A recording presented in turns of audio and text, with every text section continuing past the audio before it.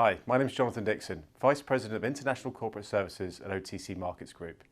Today I'm joined by Federico Castillo Martinez, Investor Relations Director at Heineken.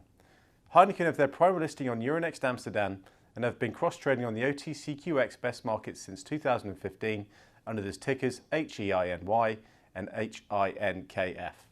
Federico, thank you for joining us. Thank you, Jonathan. First of all, I'm very happy to be here with you today and to share some of these ideas about Heineken with everybody at OTCQX.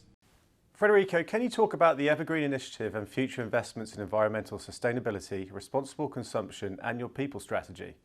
How has the Brew a Better World 2030 ambitions impacted Heineken's corporate culture?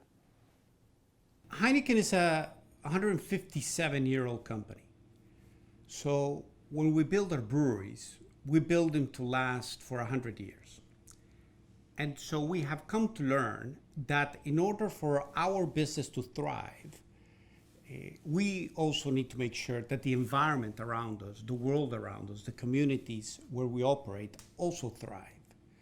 So as we were going through a profound strategic review during 2020 as a result of a CEO transition and the impact that COVID had in our business, we devised a new balanced growth strategy where we placed sustainability, responsibility, and our people strategy right at the center, at the heart of this growth algorithm. The whole objective of this strategy is precisely how to create long-term value for all our stakeholders, our shareholders, but also the entire ecosystem that surrounds our business. So a few weeks ago, we launched our Brewing a Better World 2030 ambition, where we have certainly raised the bar in these sustainability targets that we have set for ourselves. We have divided them around three groups. The first one is about environmental commitments. And here we have been the first brewer to commit to become carbon neutral across our entire value chain by 2040, starting by our own business by 2030. Because we believe that if we're going to demand our suppliers to take this big step, we start with ourselves and leading the way by example. Of course, this is going to be a significant challenge. There's a lot of things we know, but we have to recognize that there are some things we don't know yet. We probably have around 70% figured out of how we're going to get there, but there's still a number of things where we are expecting that the technological developments of the years ahead, as everybody jumps into this net zero ambition for the world, that then these technologies will scale up and will become available to us. There's also an important dimension around water efficiency and water sustainability, of how do we look after the entire watershed across our breweries, particularly around our water-stressed areas. And then there's the entire concept around circularity and how can we manage to go to zero waste. A second dimension of our Brewing a Better World 2030 ambition is around social.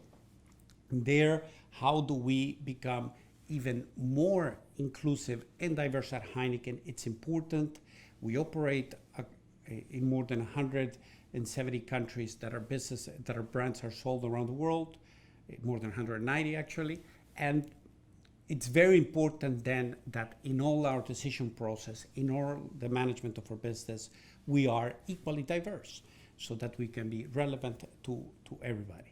So there's a number of very important social commitments that we have made on that regard, as also regarding fair wages, among other areas.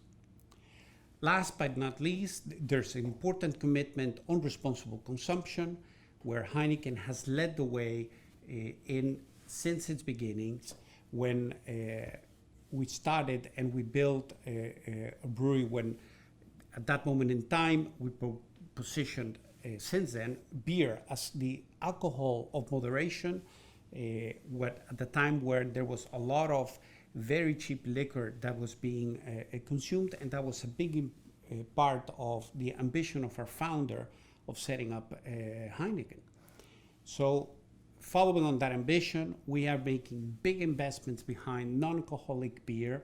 We're going to make sure that we have at least 2 non-alcoholic variants in every market where we operate. We're going to be impacting more than 1 billion consumers every year with responsible consumption messaging, and we will certainly continue to build on that.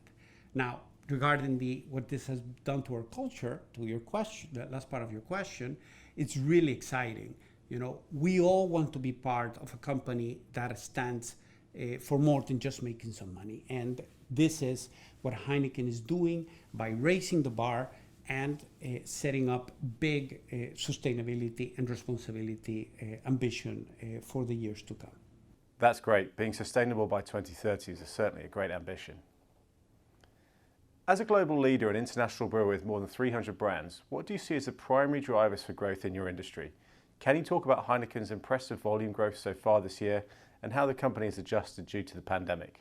Yes, Jonathan. Well, we published our first quarter trading results in April, and at that moment in time, one of the big standouts was the growth of the Heineken brand. 12.1% for the first 3 months of the year, with double-digit growth across most of the regions, except in Europe, where we still had a decline given that the on-trade has been closed for the entire first 3 months of this year. Things, of course, have been looking better as the economies have begun to reopen, given the rollout of vaccinations. And we see now close to 70% of the on-trade having reopened by the end of May. So that, of course, is helping a lot. But what I wanted to underline is this fantastic momentum behind the Heineken brand, riding on the waves of premiumization that I've recently spoke of, and clearly the momentum of the brand, which is spectacular.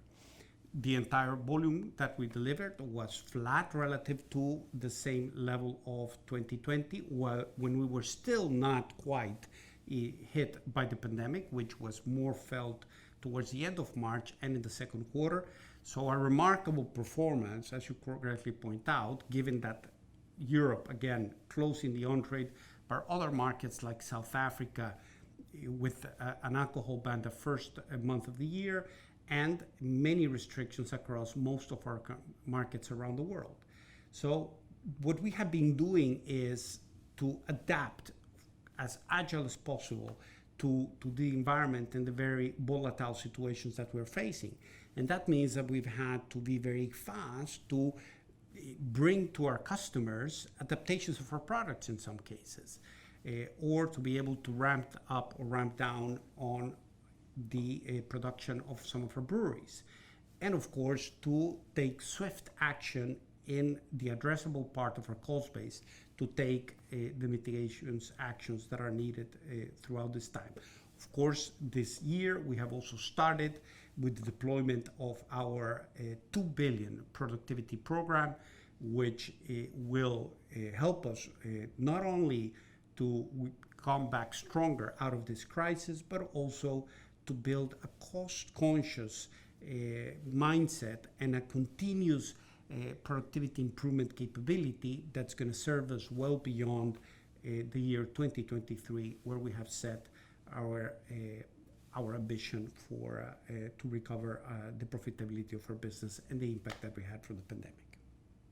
Federico, with shareholders all over the world, can you tell us about how Heineken's investor relations and management team effectively communicates its investment story to the global community?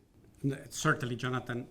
Well, this is already an important platform for us to share our investment story, just like we're doing via OTCQX, and thank you for the opportunity for doing that. I guess we do a lot of what the traditional investor relations team do. We engage with our investors in a number of ways. We attend conferences in which, well, probably before going to the conference space, first, of course, we keep our investors updated about all the relevant developments in our business through regular press releases of our business results. We do 2 trading updates a year, 2 results announcements per year. And of course, if there's anything that is of material importance to our investors, we also would share that piece of news with them. In addition with that, we make ourselves available via investor conferences. We try to engage with management via fireside chats that we make broadly available to our entire investor base via our website. This usually happens a month before we head into the silent period before any major results announcement or press release. We then, of course, do roadshows from time to time, in which, of course, we're addressing there more of our top investors that hold, of course, the majority of our shares. If you look at our register, Heineken is a company that is very concentrated in terms of the holdings of the funds that hold our shares. Close to 50% of the entire free float is held basically by 20 funds. So yes, very, very concentrated. So of course, to these investors, we try to keep them particularly close, and of course, tending to the questions that they have. But of course, in order to provide general access to everybody, we try to do that via the conferences.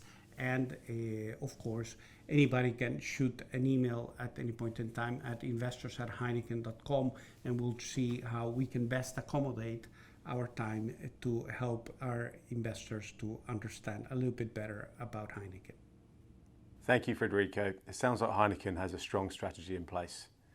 Thank you for joining us today, and we wish yourself and Heineken all the best for the future.